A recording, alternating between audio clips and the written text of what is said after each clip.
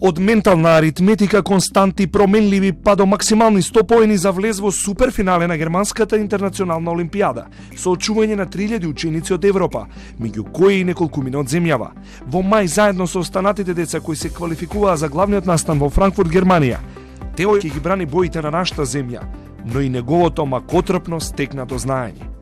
Најинтересното ми е во математиката ми се променливите и како може да ги споредуваме и да ги менуваме. Јас уште и пред прво почнав да сакам математиката и почнав со ментална аритметика. Иако има 11 години, одамна се влюбил во океанот од знаци, равенки и формули. Најстарата наука му влегла во крвта, со неа реди успеси дома и во светот. Работи со часови на ден, а кога ќе порасне, не сака да биде ништо друго. Јас секојдневно учам, но не можам сега да ви кажам во сати, но пробувам да извојам по највеќе време што можам.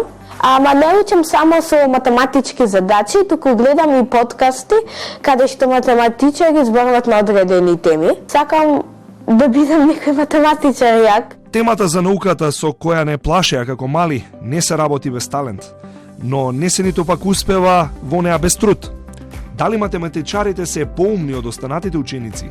Нема гаранција и по 20 години нераскинлива љубов со неа.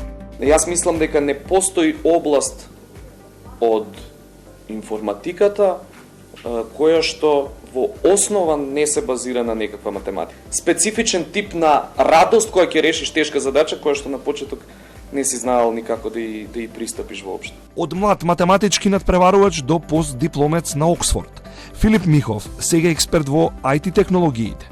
Љубовта кон математиката го одвела во занаетот програмирање. Олимпиец на информатичките технологии. Во некој момент треба да се одлучите дали ќе одите на нешто што е применета математика, каде што сега сета таа математика што знаете, негде ќе се обидете да ја примените. За математичарите некако секогаш има побарувачка во IT индустријата, во економија многу, во туарски сектори, во пред Кина за Цингапур, но не во загаденост на воздухот, како што често слушаме, туку во математика. Од овде произлегуваат луѓе кои што работат во информатички сектор, во економија, во физички лаборатории, така натаму. Почитувани, не верувајте во се што ќе чуете и видите, но едно е секогаш точно.